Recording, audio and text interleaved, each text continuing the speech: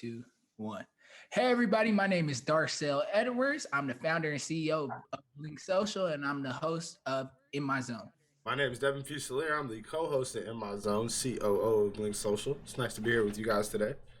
Okay, on In My Zone is a series where we showcase creators by highlighting their working experiences. On this episode today, we have Chuck Marcus. He's a photographer, UX designer, and creative director based out of Atlanta, Georgia. He has created a series called the Millennial Love Stories, which is a 28-day series celebrating Black love. Chuck, we appreciate you. Thank you for coming on. Thank No, you, my appreciate brother. you Thank guys, you. man. Appreciate it. I'm glad to be here. What's going on? So, Chuck, tell us a little bit about you, man. Where are you from? Like, how'd you get started in this industry? All right, so I'm originally from New York City, born and raised there. Um, it's funny you asked me that. People always ask how I get started in photography. There's a few layers to that. So the top layer is my dad's photographer. He's been a photographer my whole life, so like kind of in that realm. But his style of photography is more like street photography, photojournalism in a sense. So that's the top layer. Then the next layer is kind of like I always took pictures, but I never took it seriously. That's like the middle layer, and then that last layer is kind of like a realization, right? Um, Being in a space working for a company, and I just seen that they paid someone a lot of money to take some pictures that wasn't like top quality work in my opinion. And also the client didn't like the pictures. And I was like, wait, people are getting paid for this, you know? This is like early 2012. So this is like that weird time in corporate America where like social media is becoming a title at certain places. You know, blog era is kind of like at its peak, but also coming down a little. So it's like a lot of that going on. So I started out just photographing sneakers because I worked in a sneaker store. And then that transitioned into like models parties, of course. And then after like going through that time, I kind of like figured out, okay, I like editorial. I kind of like photographing lifestyle. Like, let's create ways to like, start these different opportunities for myself. So yeah. Man, that sounds amazing. It's like a true like transition, like starting off with the sneakers and then getting into things. So who was like, was there a specific person that came to you and were like, man, you're really good at this? Like, come do this gig for me. I wouldn't say a specific person. I would say my community around me. I went to HBC, so like shout out to FAMU. So like having that community around me, of kind of them just embracing me and like, yo, I want to hire you to do this. You know, and like I said, a lot of trial and error. Some things I was good, some things I wasn't good at. But like learning that experience and like building it up. But I think for me, one of my personal mentors is a visual artist. He's like the last person I know on this earth who still like does sculptures with his hands. Right. One of my big homies, his name is M. Scott Johnson, but he did photography as a side job. Like I said, sculpting is his thing, but he did photography. And he really studied like astrology photography. So he just started like showing me different things, and I kind of was like, I'm gonna take this seriously and like build something into this. Man, that's amazing. And especially hearing that you went to FAMU. I went to Howard, so I know all about that HBCU life, man. And so how did FAMU prepare you for like just kind of life in general? Oh yeah, nah, FAMU did all the things for me. It taught me one how to network. It taught me one how to network parallel. And know how to go up, like use the people around you to help you build. I think also FAMU taught me pride in a sense of like who I am as an individual. Of like anything that I'm doing, take pride in that. You know, anybody I'm working with, take pride in that. And a lot of it was just like mental toughness. Yeah, and you hit it right on the head because networking, I feel like it's the big piece because you meet so many Black people that look like you or that are from different places, and just being able to connect with them, you never know what somebody has going on, but when you're around these people, you realize like, man, like, Yeah, okay, we can build. yeah, nah, for sure. And I think like I'm naturally a people person. So Mhm. like even like right now, the pandemic is like killing me because I'm used to being around individuals, right? Being around people, building and like meeting different types of folks. But I feel like, fam, you taught me ways how to enter different rooms and like Right. network that way. So like that's one thing I always like give to them. How was it transitioning from New York to Florida? Big transition.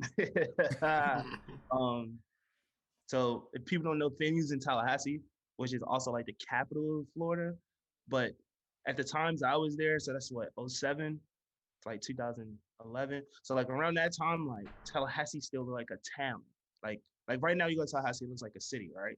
Right. Like ever since maybe 2012, the last FSU championship, like they built the city. So like it looks like a city now. But when I was there, like a town. So that transition of like growing up in New York where things are open 24/7 and going to Tallahassee and like I think the stores close at like 9 o'clock. You know, the gas station probably stay open till like 11. Like that was a big culture shock for me. And I think also too for me personally, like me growing up in New York, it's so many types of people there that like I've never been in an environment where it was just me and like a whole bunch of black folks in a sense, right? I've always went to Right. school with Spanish kids, you know, always went to school with a little like different types of people, but never just all black. So that was never culture shock for me too. Yeah, and you hit it right on the head because with us being from LA, and then like it's kind of the same thing. You're around many like Latinos and Asians, and then going out to DC to Howard, I was just like, whoa, hold up! Like I didn't know it was gonna be like this. So I can definitely relate to you on that end. So going back into kind of like your photography, and then you becoming like creative director and doing like UX design, how were you able to gain those skills and how has each of those skills helped you with the other? So we'll start with photography because that's like to me that's like the base of all of those other things that happen. Right. So like initially in photography, like I just learned everything, right? I learned how to be a photo assistant. I learned how to be a digital tech. You know, I learned lighting. I learned all those things. Then on the flip side of that, like I told you, I went to like I spoke about this earlier. Like for me, there was a point in time in my career where like I couldn't get like I didn't know how to get to like household names in a sense. Right. So like, working with like a Foot Locker or like previously I worked with Adidas, like getting to those companies, I didn't know how to get to it. But I ended up getting like this opportunity to work at Play Clothes. If you're not familiar, it's a streetwear brand that Pusha T started a few years ago. And I was doing like the lookbooks there. And shout out to Chris Goins. Like he taught me how to like navigate that space, right? Like how to build a deck, you know, how to produce a photo shoot, how to look for talent, how to, tell this story through images. And then like from there, like I was doing all of those things from working at Play Clothes and creating my own shoots, you know, I'll say like a year or two later, someone was like, yo, you're a creative director. Like that's what creative directors do. That's what art directors Right. do. Like they do all of these things already. And I was like, oh shit, okay, cool. So now that I know that, I kind of used that to my advantage. You know, um, you brought up millennial love stories. That's kind of something like that I created directed from a visual standpoint for millennials who are in love, right? I think at that time we started that brand in like 2018. Yeah, 2018 we started it, and around that time for me, like, I mean, I've been in a relationship for a while, so I was in a relationship, but I was really going to a point where it was just like a lot of my friends were in relationships and they were still navigating life, right? Still working, still going to brunch, having kids, bringing their kids to brunch, still traveling. And I just feel like at that time it wasn't being highlighted. And then I think also too, like the Black Love doc was on television, which was a great series. But I think at that time for me, I just felt like it's cool, but it wasn't speaking to nobody my age because people my age are doing the same things. So I kind of created this platform. And initially that first set was just all my personal friends, reaching out to them, talking to them. And then from there, it kind of grew on its own. We partnered with Blavity around that time, so they helped us like build that audience for it and have this appetite for it. And then we're trying to continue. We took 2020 off because me and my partner who was doing it, like some stuff happened to her, and then I was transitioning. So I was like, you know what, like we'll take a year off. So we just brought it back this year, and like we did it subtle. Usually we'll do every month like 28 couples, 28 days for the month of February. This Right. year we did a series called Sunday for Lovers. Sunday is for lovers, and we kind of just highlighted 4 couples for the month of February. And so far, it went well. So we may continue doing that to build it out. So Okay. when shooting this series about Black love, has anybody hit you up like, man, you inspired me in my relationship, or what we see like is just like great to see, or like what has the most value you got out of shooting this series about Black love? I think, all right, it has nothing to do with me individually, but I Mm-hmm. would say the series itself has helped other couples, right? So like there's Right. some people who's like, oh, that's us on the page, or I experienced that, or I'm doing this. Let me figure out another way to navigate how to, express this to my partner. And that's definitely happened, but not anything physically for me as an individual dealing with my own personal relationship. That's dope. That's dope because like you get to see your work impact others. And I feel Right. like as a creative, that's something that's very important. Like you want your work, you want people to feel your work. And I feel like once you like that's almost a feeling better than money. Like money is great, don't get me wrong, but when you somebody's like, man, like I really rock with this, I really resonate with this, like I love it. And so that makes you as a creator, that makes you feel good about that. So I definitely applaud you on doing that because it's great to see positive Black love stories and not typical, not typical, but in Black culture, we oftentimes have been trained to see like just the toxic side of Black relationships. So showing the positive side is something that's major and great to see and positive to see. So I applaud you on that. Definitely. Definitely. Okay, so as I was doing research on you, man, I saw that you have been on tour with Dreamville and J. Cole. Like, tell me a little bit about that experience and how it was going on a tour like that. So I've done dates. I'm not gonna say I've been on tour with them, but those are the Okay, homies. All right. So my man Felton is a art director over there. You right. know, he just gave me some opportunities to pull up on some dates. And that's just because at that time I used to move around. So Right. like I usually be in the city, but oh yo, the homies is here. So I hit him like, yo, let me come, get some shoots, get some shots. I'm like, I think for me, all of those experiences are great. I'll say one of my favorite stops that I did with them was we did New Orleans for Ari's Shea Butter Baby, like her first stop on her tour. And like it was a small little joint, House of Blues, but Right. she had it rocking in there. And like those are some of my favorite images from that joint. But we had some good times with them. I also enjoyed the inaugural Dreamville Fest. Like Uh-huh. that was a good day. Oh man, that was a good day. That's love, man.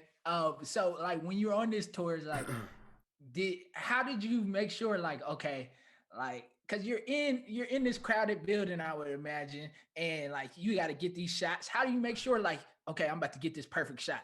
Damn, Well, yeah. I think also too, like for me when I approach any like type of concert photography, Mm-hmm. I essentially go with a goal. So like Right. especially like if you're doing tour stuff, the show is the same. It doesn't change. The venue Right. changes, but the light system is the same. So like if I know I'm gonna do like 4 dates in the span of 2 months, like I'll probably break it up like one date, I'll just do wide shots. And like that's my goal is to see like what that wide shot looks like and how can I create something from that based off the entire stage frame.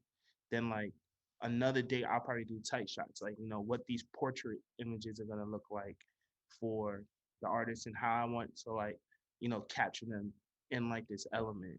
And then like the other two times the last 2 dates are usually kind of like I kind of like freestyle it and like see what happens. But those usually my two things. But the freestyle usually is where you get the most because you get to play with Right. it, running from side to side on the stage. Like you waiting for, especially after you've seen the show a few times, you kind of know the points where like, yo, this is about to happen or Mm-hmm. this is going to happen. So you kind of anticipate those things and like that'll help you out. But a lot of it is just like planning your shots out and like kind of like starting from something, if that makes sense. Yeah. Yeah, Nah. yeah. It's like, That definitely makes sense. oh yeah, that makes sense. Um, Dev, you had a question? nah, go ahead, bro. I'll let you. Okay, yeah. So when you're going into these different gigs, how do you make sure that you're prepared, or how do you prepare before going into the shoot? For me, I do a consultation, so I kind of sit down Mm-hmm. with the subject. If it's like an individual like lifestyle editorial thing, I sit down even with that creative team on that subject, and like kind of just want to hear what they want, what they expect visually, and then kind of what I was already thinking in my brain to show to them. Because sometimes a lot for me when I deal with a subject, like the things that I'm thinking, they're like, nah, I'm not doing that. But then eventually when they see the image, they're like, oh wow, like you know what I'm saying? But a lot of it comes with like it's me, and I like to think that I be wilding sometimes, but it's just because like I'm really just trying to get like this one perfect shot, you know. Right. Um, But yeah, a lot of it is just like back and forth conversation, pushing that envelope first, and then really what happens is the chemistry, like that chemistry you get when like you and the subject are vibing, or you and the talent are vibing, like y'all in this one space, it's just y'all two, that conversation, all of those things kind of help bring out those different types of images. So what would you say has been your like favorite gig or like experience that you're like, man, like I really love the way this came out. I really love working with the person. Has there been a favorite for you? Yeah. So I did my homegirl Derica, dang, wrong person. My homegirl Derica. So I don't know if you've seen this. I have this shot. It's a black girl. She has like bluish purple hair. She's wearing like a blue coat on a yellow wall. But initially, like that's one of my favorite shots. And it's because like we made that out of nothing. Like I just happened Right. to be in Brooklyn. I called her like, "Yo, you around?" She's like, "Yeah." She's a costume designer, so she has like mad clothes. So I was like, "Yo, you around?" She's like, "Yeah." She's like, "Yo, I just dyed my hair. You got your camera?" I'm like, "Yeah." I'm like, "Yo, let's get like let's go do a quick little session right quick." So like, and she had just got this blue coat too, and I was like, "Oh, that blue coat match your hair." And I was like, "Yo, I just walked past this. Like the wall that I walked past was like green. It was like a lime green wall. It's like, yo, I just walked past this wall. It's bare. It's naked. Nobody spray painted on it. Like, let's go right there." And we end up walking on our way to the shoot. We seen this lady. She had like two Doberman pinchers, and like I never posted that picture because that the one initial shot that I posted, I just like that one. But the Doberman pincher shot was ill too. But it's really because we just found this green wall. But that's one of like my favorite shots. Like, cause you could see, like, I don't know if you see it yet, but you could see it. Like, she's real, like you could tell, like, she was having a good time. I mean, it was Right. cold that day, but you could tell like she was having a good time. Like she was enjoying herself. Like I'm trying to see like where can you find if you just go to chuckmarket.com and then Okay. click like lifestyle, it should be right in that set. You can't miss it. See, I'm pulling it up right now. But like that's one of my favorite shots. You got it, Darcel? Oh, you playing by on your phone? I'm pulling it up on my phone. For sure. I think I've seen that. That's dope though, bro. Because that's truly organic, right? From the very beginning to you've been able to see it throughout the shoot or throughout the photo. My bad. So I mean that's amazing. Um, And you said it's the one with the yellow background, right? Yeah. Yeah, this one right here. Oh, I see. yeah, The glare in the front. yeah, Right there. that one. Yeah, that's code. Yeah, that's one of my favorite shots. That's really dope. So how many times like when you're on set, you remember you mentioned that was just like a random thing and you kind of like just improvise the situation. How many times on the set like does something go wrong or like where you have to improvise and just kind of think on your feet and just get creative? It happens like 9 times out of 10, like all the time. You may like, yo, relax. You may like, pardon me. No, you good.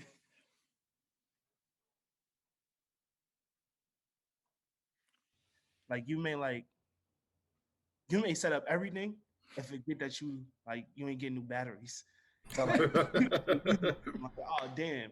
So now you gotta go get a battery run or ask somebody to go get you some batteries real quick. Right. Or like I know one time what happened to me is my light, like I was using like a continuous light and the bulb blew. So I had to like improvise. So we turned all those shots that we were gonna make super bright into silhouettes. It's kind of like just using the space around you. And I think a lot of like the key to photography too is like understanding light. Right. If you understand light, like you can do so much with it because you control the light no matter how you look at it. With the light, with your camera, it doesn't matter. So you mentioned that like your pops kind of got you started in photography. So what are some of the big things that you were able to take away from him? My dad is real like he takes his time. Right. And like when I say he takes his time, I mean he takes his time. Like and when I used to live in New York, like we used to do this thing called Father Son Friday. And I go kick Friday and like just kick on him, dude, see what he does. My dad's a street photographer, so he kind of like roams New York in the area. So he'll stay in like Soho. Sometimes you'll catch him in Union Square. His favorite space is like Washington Park. Right. But my dad will sit there for hours before he like take a picture because he'll just wait for the picture. Which like I never had the patience for in the beginning, and also to my dad shoot film. So like that's another reason why he takes his time so much. So like that's one thing I learned from him like over time. Because when I first started, I would have like, I'll probably have like 500 pictures from one session. Right. Yo, this is too many pictures. But that's the digital space, right? You're just pressing that button over and over and over and over. And then like as I started to understand the craft and take my time and learn those sessions from him, like just kicking it with him, like that 500 started turning into like I just only need 100. Me only need 60. Like it just knowing, like I know what I want, so I don't really need to press this button that much. Right. Patience is something I learned from him. That's key. Yeah, patience is definitely key in everything, and learning that skill. Patience is truly a virtue, as they say. So I see on a lot of your pictures you tag it 10K hours. What does that mean? 10K hours, man. We always working. I'm not sure if you ever read The Outliers, but Malcolm Gladwell has this theory. Oh yeah. In order for you to be a master, you have to put in 10,000 hours, and I think that's based on like an 8-hour day for 8 years.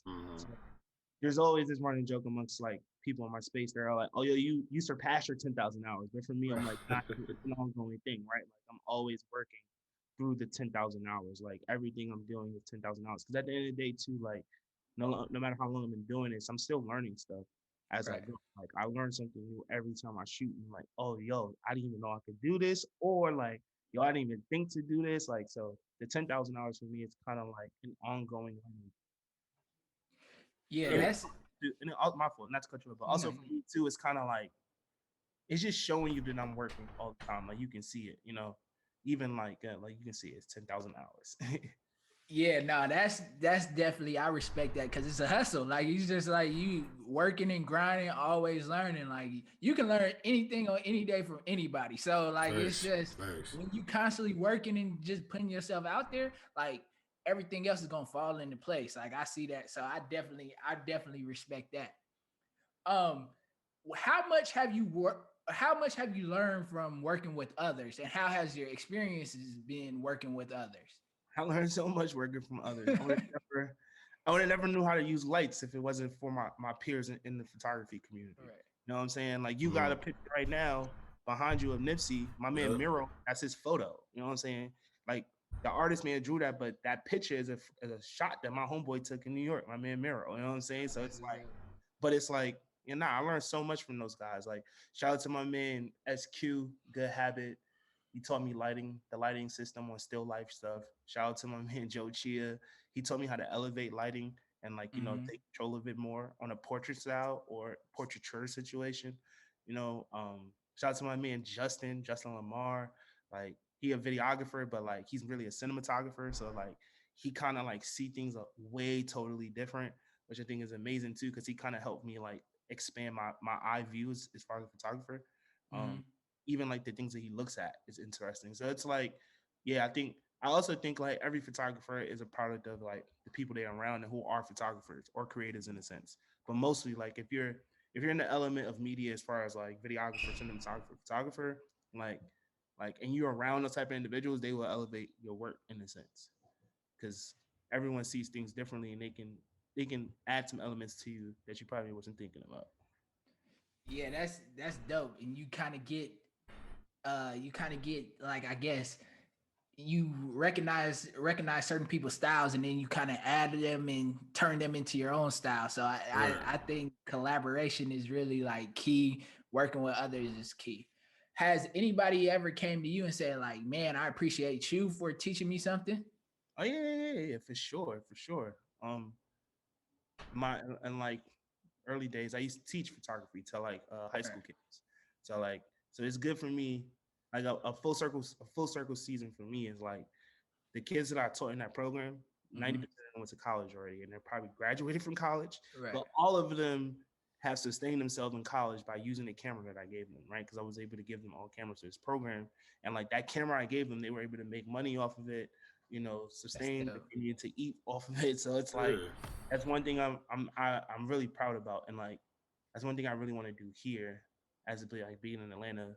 Right. I'm trying to figure out a way to create a community for other kids, because I think photography is a skill that you need. Like no matter what degree you get, no matter what you do, like now because of the type of world we live in, like you have to know how to take a picture.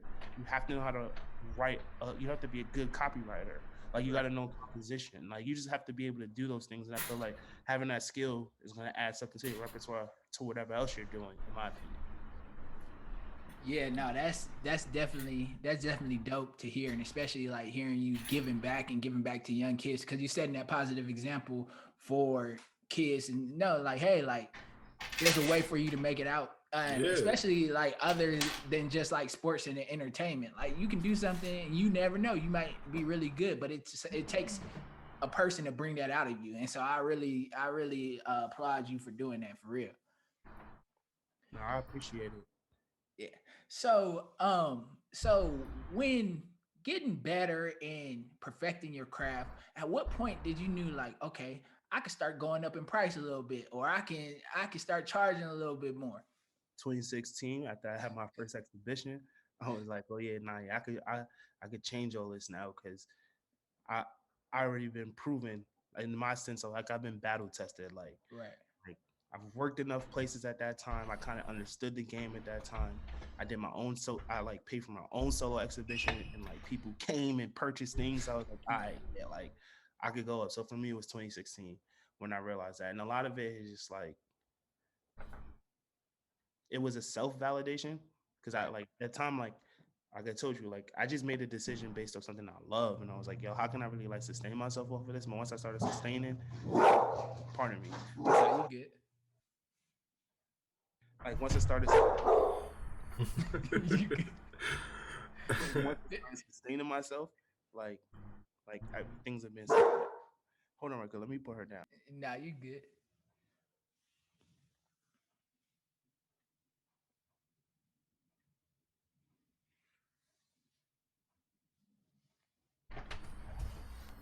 All right, my bad. Yeah, nah. So you were saying like once you started sustaining yourself, you was able to kind of realize like, yeah, this is it. Yeah, for sure. That's dope. So when you were setting up your exhibition, what were some of the challenges that you faced setting it up and like doing it from all out of your pocket? What's some of the challenges you faced with that? Um, so one challenge I faced was like I was really trying to figure out the printing because Mhm. like I had this whole space to use and like I wanted essentially I really wanted big images like a 20 by 24, but like if I did that I wouldn't be able to use all the images that I put in it. So my dad had to really like break it down to me like, yo, you need to do like an 18 by 11 because you could use the space and you'll have like all in them with good content. So that was one challenge, and then another challenge for me was like I'm really big on like experiences. So Right. like I knew I wanted alcohol there, but I didn't want to pay for the alcohol. And a lot of it, like at that time, like I always say that exhibition kind of it taught me a lot, right? It showed me Right. one to really use my network. Like I had friends who worked in different things and I can like lean on them. So like I had a homie who works in spirits and I was like, yo, I just need a case of wine from an exhibition. He was like, how many people you think you'll have? I was probably like 100. Shouldn't be more than that. Like granted, we exceeded that. I think we had like 300-400 people in there. And like Wow. That's huge. and like whoever was the bartender that day, like they made it through those two cases of wine bottles that he gave us, you know. Mhm. So Wow. like it worked out, but like that was a challenge for me. I was trying to figure out ways where like I wasn't coming out of pocket, except for really like the pictures in the space, and like everything else like fell into place. So, like I had a homie who DJ, like she just made me a playlist that played on loop, so you can have music there, and then like yeah, so Yeah, you really use your resources and tapped into your resources. So and that's part of the hustle. Like you just like you got to make a way out of no way. So that's Definitely. really dope. Yeah. So how important is your support system? Like do you ever have times where you feeling down and like they come and pick you up and like, nah, man, you got this. oh yeah, nah, my support system is super important. Like I always tell people, like any accomplishment I accomplished today, if it wasn't for my network and my community, like I couldn't do it. Right. Right. Like, a lot of things have been it's been me producing, but a lot of it's been word of mouth and them Mm-hmm. saying like, yo, you should hire this person or like, yo, use Chuck, you know, and like understanding those aspects of things. But yeah, no, it's definitely like it's my entire community, it's my FAMU community, and then it's also like my personal network of like my homies. Like Right. I think with them too, like no idea for them is kind of crazy. Like the things that I think about, but yo, let's try this, and they be like, I be thinking it's weird, and they be like, nah, that's fire. Then they Right. give me ways to add legs to it to make it like spin onto something else. So yeah, community is a lot for me as far as like network. That's dope. That's dope. So you mentioned earlier that once you started getting like these big name clients, you had to like prepare. You had to put a deck together, and then you had to reach out to these people. How was that process, and how did you get prepared? Because we seeing your work, like you got the big name hitters. You like you've done stuff with like Regina King, Tracy Ellis Ross, David Allen Greer, the Teray Show. So like, how did you get to that point where you just like, man, like I'm about to get on this? So so a lot of that, like I said, that's my network, right? Right. So how can I break that down? So learning the decks, I told you I learned that from Play Clothes. And then like I said, he taught me how to pitch to brands, right? So you pitch an idea to a brand, or you kind of like, you come up with something, and if they approve it, then they'll give you a budget for it in that aspect. As far as like all of those people that you name, I end up I had a friend of mine who he connected me to like Torre, the music journalist. He was I like listen to his podcast one day. He's like, yo, what podcast you listen to? And I was just telling him, I was like, oh, I listen to Torre show. He's like, yo, I know him. He's like, you know him? He's like, yeah. I was like, yo, tell him to rock with me. Because at the time when I was listening to him, my homeboy, my man Brian Summers, he was the lead photographer for the Combat Jack show. So he had all these pictures. And I remember like me and him had just kicked it, and like I think Combat had just passed. And I was like, yo, what you gonna do with all this? He was like, yo, I'm gonna just hold it, because I know it's eventually going to do a documentary, or someone may want to do a book. Like I could give them the assets because I got it. And I was like, dang. So I just remember like after having that conversation with him, that sparked the idea in me. So I was like, I'm listening to Torre Show, I'm listening to the people he getting. I'm like, yo, I should work with him. And it was just destined that day that my friend knew him.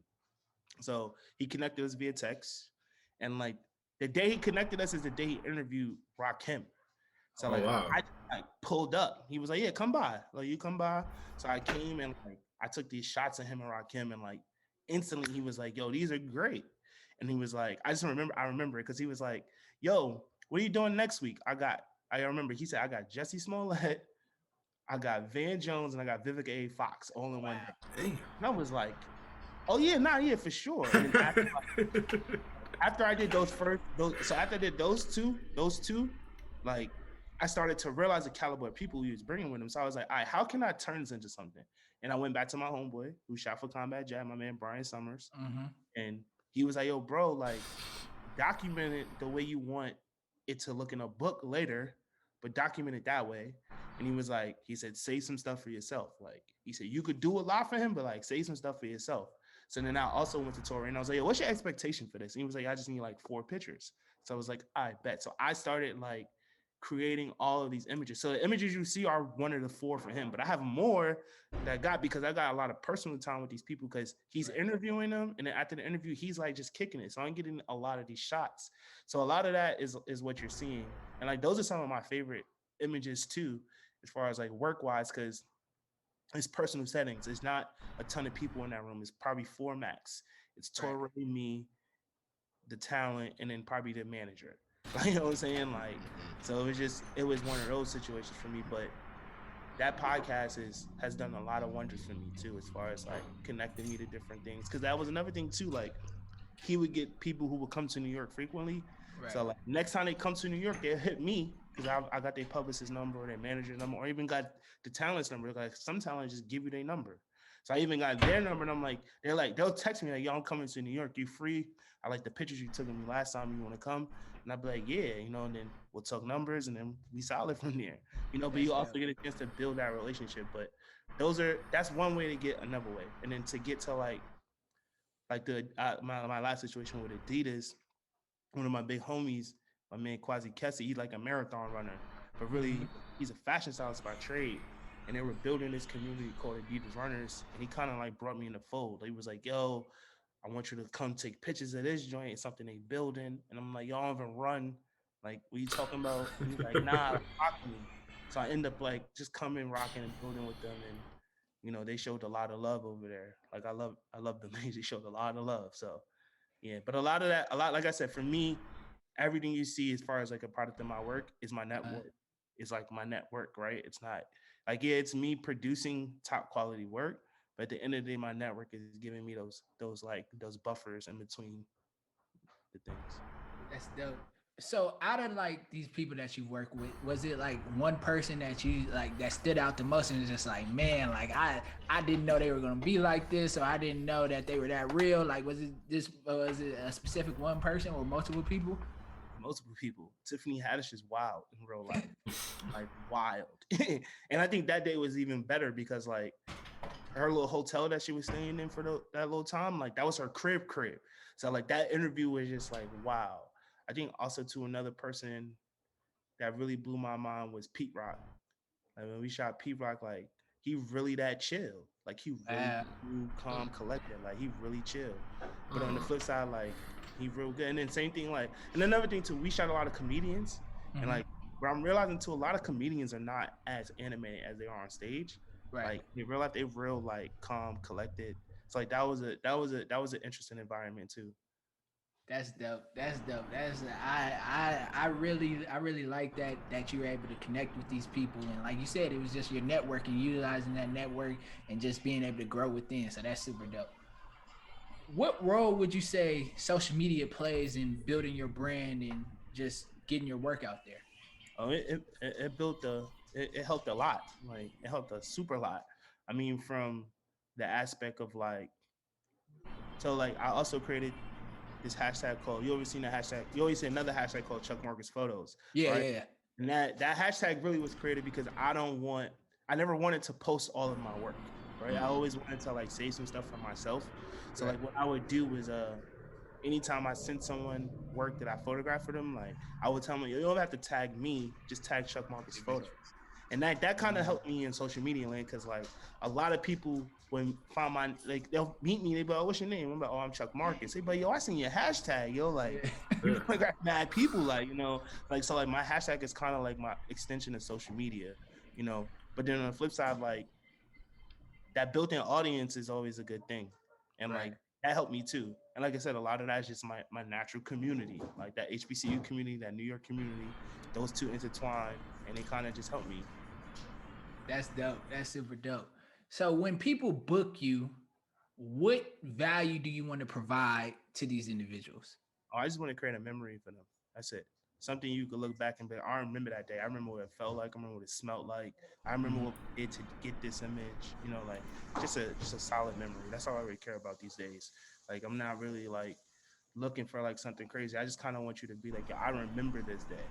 You're You right. know, so Yeah, and that's kind of cool because when you say that, like I even think about just like growing up, like my moms would have like the photo albums of just like pictures, and then when you look at that picture, you go back and you're like, man, like I remember this day, like it was a great time or it was a great thing. So when you said that, I was just like, it kind of took me back because when you get a nice picture or when you're in a good setting in a good vibe, you're always gonna remember that, and and that helps you become more memorable too because people are always gonna remember like, yeah, like shoot, I worked with Chuck Marcus, man. Like, hey, I need to work with him again because he made sure everything was right. So that's definitely dope. yeah. And I think also too is like I don't know about other photographers, but like I keep all of my archives. So Right. like I have like two sets of friends who've had kids, and I probably photographed their kid from birth. So like Wow. that helps them too. Like because sometimes like people live in digital, so like everything's a digital file. You get a new phone, you lose your phone, you know, you have these images. So sometimes like what I try to do is like just send someone an old picture of their kid. And they be like, dang, Right. like you got this? And I'm like, yeah. Like, you know, but I think for me it's like I said, it's like creating I think one thing I do want to start working on is like creating a photo album. I don't know what that looks like yet, but like you just brought that into my mind, talking about like that feeling of like opening something and like looking back. Like I Right. want to figure out how to create a photo album for either me or like the people around me. I don't know yet. That's something to think about. Yeah, no, that'll definitely be super dope. And even if you can do it like a digital photo album, that'll be hard. Yeah. So with being a black man, what examples do you want to set for other young black men coming after um, that's great. I don't think anybody's never asked me that. you? um, I think one for me is like just standing who you are as a black man, right? Mm-hmm. At the end of the day, like you are a black man, so stand in that totality of whatever that means. If that's if they fear you, they fear you. You know, if you're intelligent, you're intelligent. Like stand in that. I think also too, it's dang, wow, I'm thinking. That's a good question.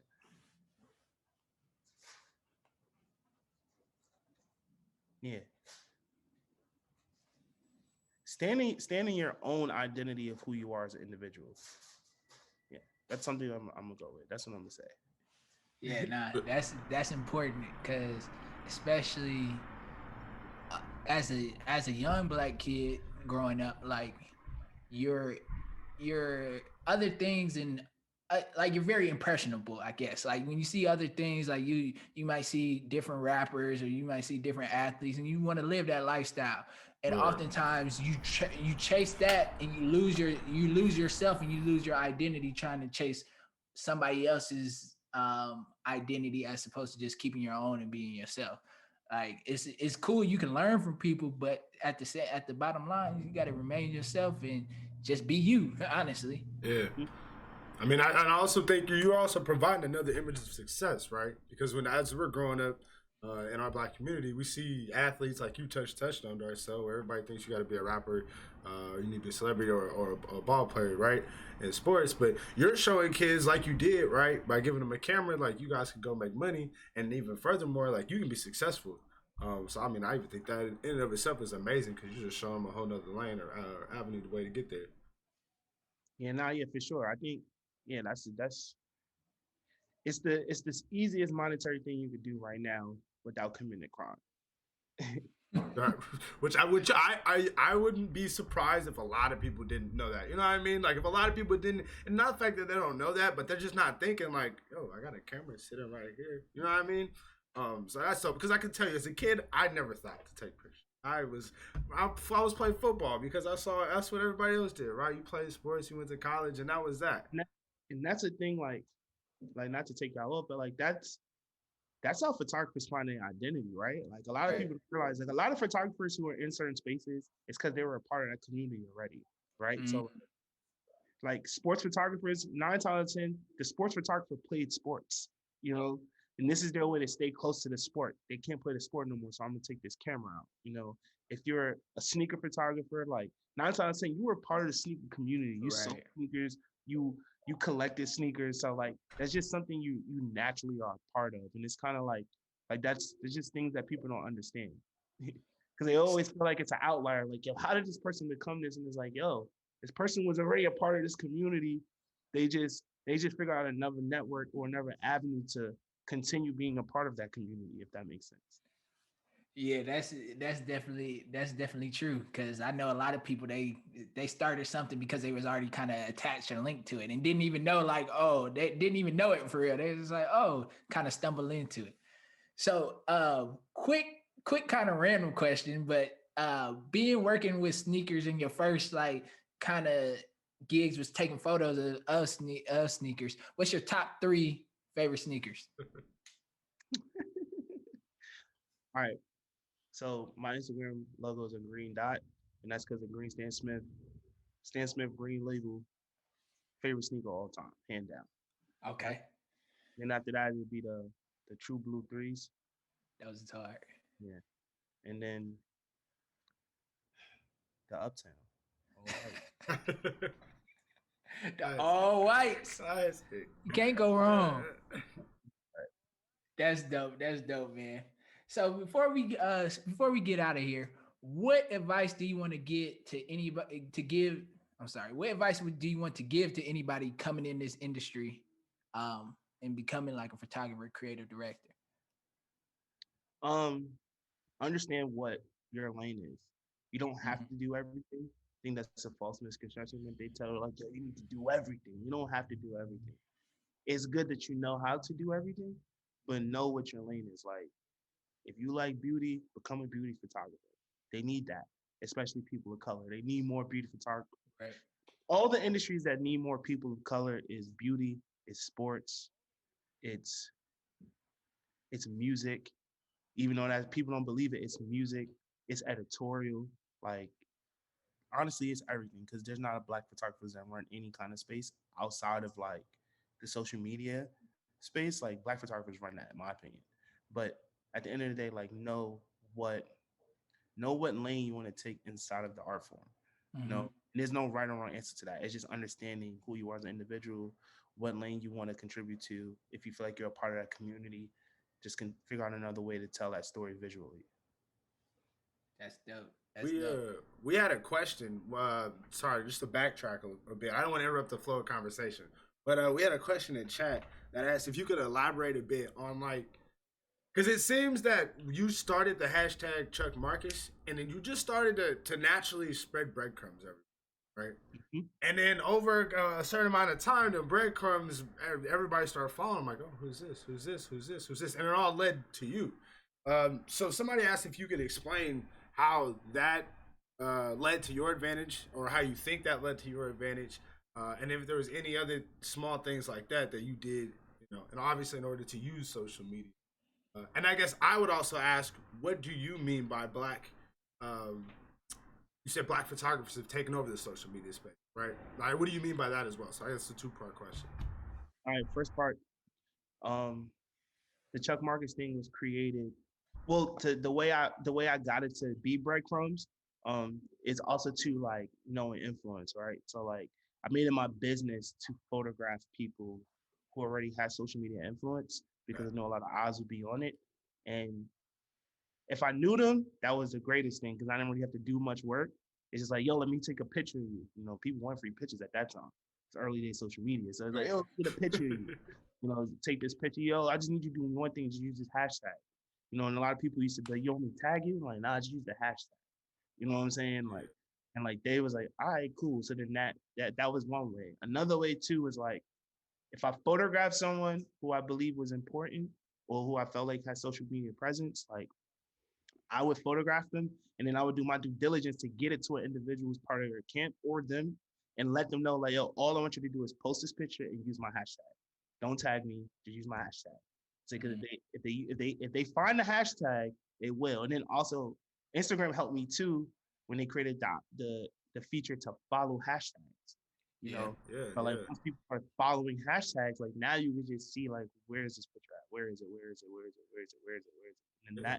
that helped me. And then the word, like I said, the word of mouth, like I'm still an avid believer of word of mouth. So like word of mouth is one of the main things that helped me like build the hashtag too. Um, and I just got an idea. But yeah, word of mouth is just another way.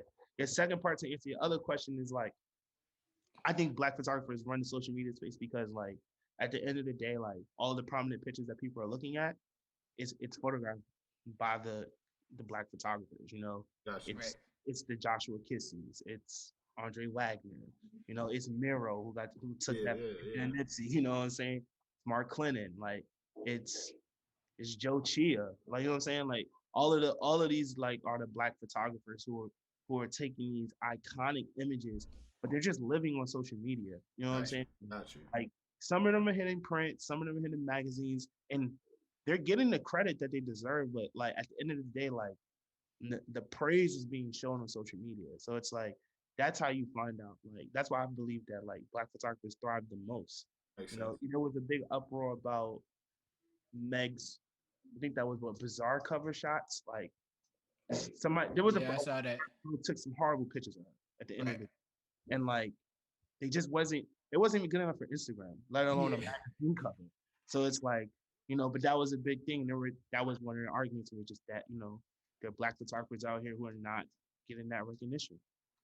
You know, so, Yeah, and they definitely need that recognition. Shoot, like we gonna send this to Meg afterwards and make sure you taking her pictures and everything. Yeah. Cause I seen that, I was just like, man, this is terrible. But so where can people find and follow you, plug your information, all that good stuff? oh yeah, on all social media platforms is just at Chuck Marcus, so ChuckMarcus. On Instagram, it's a green dot. You can't miss it. Um, you can go to chuckmarcus.com, you know, look at some work. If you want to just reach out, there's a contact information in there. You can text me, you can email me. It's all the same. What can people expect from you coming up next? Oh, so right now I'm working on this. I'm doing an open studio here in Atlanta. Okay. At the end of this month, so March 27th. Gonna be there for about 10 hours. And we just taking people portraits, working on the new project that I got that'll see the light of day, probably like in the summertime here, but we're gonna create it in March and it's open to the public, you know. So if you're in the Atlanta area or you're close to Atlanta where you can make a quick little drive and you just want some free images, like come by, come get your picture taken, you know. You heard that? Go pull up, y'all. So if y'all in Atlanta close to it, pull up on my mans. Well, Yeah. Chuck, we appreciate you for coming through, man. It was a blessing having you. You dropped a lot of gems, man. I look forward to continue to build a relationship. And for sure, when I'm in Atlanta, I'm going to hit you up and we can link. Yeah, for sure, for sure. Y'all at LA, right? Yep. All right, cool. Yeah, we'll wrap. I'll DM you. We'll wrap. All right, cool, bro. We right. appreciate having you. We'll holler at you later. Thank you, All man. right. Boom. Thank you, guys. Thank you for kicking it through that. Great. That was a great one. Yeah, that was a good one. Guys, we're still live. We are scheduled to have another interview. Darcel, sorry, I'm talking to chat. We're scheduled to have another interview here in 12 minutes to be exact. Right around the corner, right? Darcel, I will tell you, he hasn't confirmed. He never confirmed from Wednesday. So this may or may not happen. But we'll kick it. We'll see. If he pops in here at 11, we'll be speaking with did you, in doing your research or in looking up some stuff about him, did you see his name? His name is Fame. Goes by Fame. Okay, okay. We're on the same page. Yeah. Okay. Are we gonna end this stream and hop on another one so they'll be separated? Or yeah, we can end this Zoom call and hop on that link. okay. Do you want me to end stream and start? Is that what you want me to do? Yeah. All right. Yeah. All right. Cool. Oh shit, chat. You're not looking at anything, huh? Chat, I'll be right back. I know you guys can still hear me. I will be right back. It's just for our editing purposes. I gotta end this.